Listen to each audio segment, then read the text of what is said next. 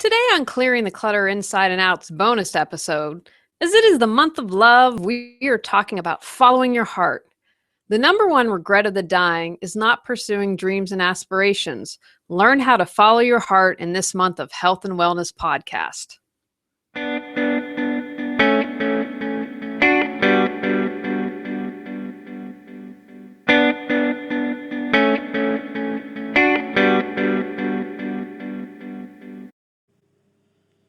Welcome to Clearing the Clutter Inside and Out with Julie Coraccio.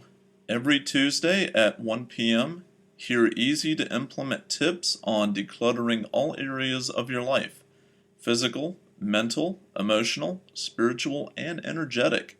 Learn how to release clutter and get organized to create the life you choose, deserve, and desire. An award-winning professional organizer and coach, Julie is passionate about supporting people in clearing clutter so they can share their gifts with the world and live a more joyful and fulfilling life. Do you listen to your heart? Do you follow your heart? Our minds like to think that they are in charge, and they often are, but I'm going to encourage you to start viewing your heart as a leader. It seemed to me a general consensus via a Google search that the number one regret of the dying was not pursuing dreams and aspirations. In 2013, Bronnie Ware, a nurse in a terminal palliative care unit, did a study. I don't know the details of the study, but some of the other things she found that people regretted were not saying I love you a lot more, not speaking their mind, holding back and resenting things, not having the courage to live and understand that happiness is a choice. Those 4 items are wonderful to chew on sometimes as well. Not following our heart can create clutter for us everywhere. When we aren't following our passions, we can easily accumulate physical clutter. It has been my observation when working with clients that have a lot of physical clutter, they are trying to fill a void. Sometimes when they can't really pursue their dreams, they try and fill it with stuff. Years ago, when I was living in Los Angeles, I remember reading a book by Cheryl Richardson.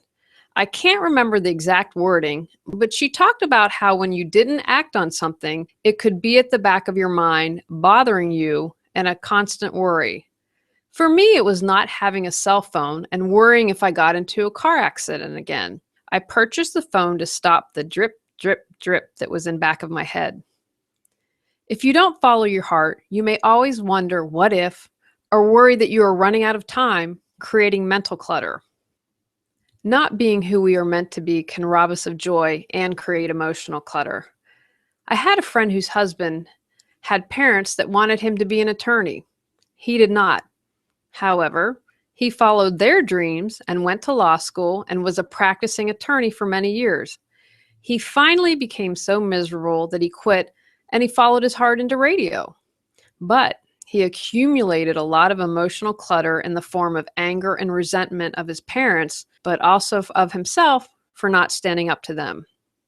We can create spiritual clutter because sometimes when we don't follow our hearts, we stop growing. We literally become stagnant.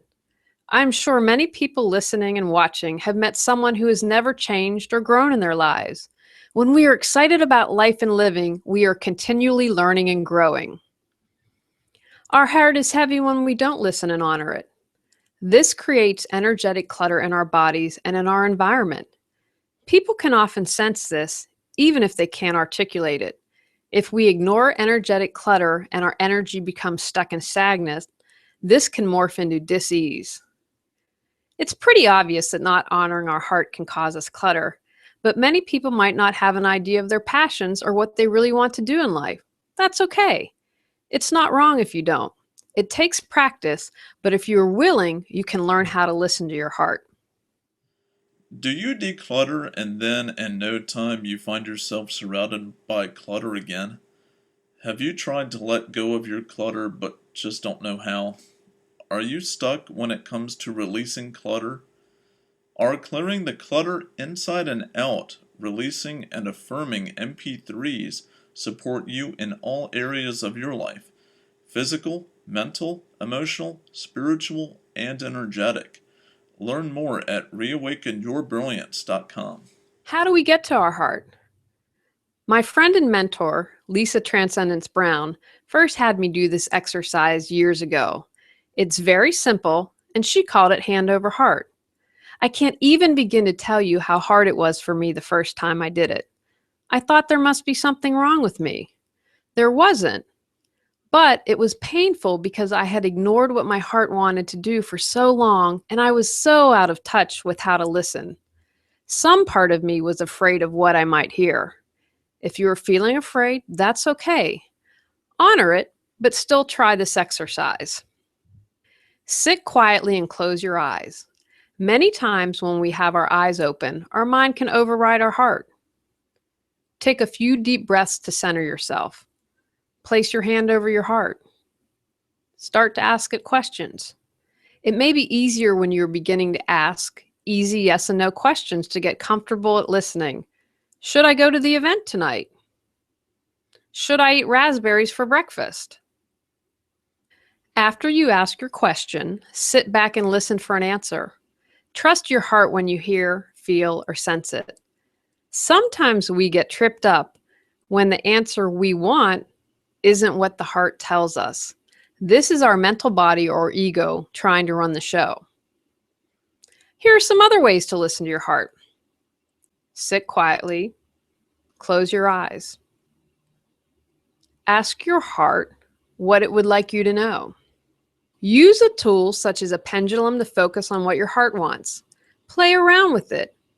Before you ask a question, ask the pendulum to show you what yes looks like and what no looks like. Or you can write yes, no on a piece of paper and ask the question and see how the pendulum moves. Practice something like standing and using movement and asking questions. Close your eyes, ask a question. Do you move forward or backwards? Forward is usually seen as a yes, and backwards is no. If you are unsure, stop yourself and ask if it is your ego or mind, or if it is coming from your heart. These are just a few examples of ways to listen to your heart. The more you do it, not only the easier it becomes, but you also trust your heart more, and you'll trust yourself to listen for the answer. Now that you've listened, the hard part comes in. Actually following your heart. It's been my experience, the more I trust my heart and act on it, the more information I receive. I have had some pretty crazy things happen. Send this show idea to this company that you've never heard of. But I know to listen. Sometimes the nuttier it is, the more important it is. I view anything that I do as planting a seed. Something I did a few years ago is now coming to fruition. If I hadn't have acted on and listened to my heart, this would have never happened. If you do not have a good support system, create one. Almost 10 years ago, I moved from Los Angeles to North Carolina. The majority of people in Los Angeles thought I was crazy, but I was listening to my heart. Those who knew me knew it was the right decision. Also, begin to practice saying no. The more you say no to what isn't in your heart, the more time and space you open up for your dreams and passions. I would like to end this episode with what a teacher once said to me when I was struggling with what I was meant to do in life. She told me, love. That's it. If you can't listen to your heart or follow your heart at this moment, start there. And if you can do that, still love. Takeaways from today's podcast. The number one regret of the dying is not following their passions and dreams. Try different methods to learn to be more comfortable to listen to your heart. The more you do this, the easier it will become to hear your truth. Once you listen, have the courage to follow your heart. Find and ask for support if you need it.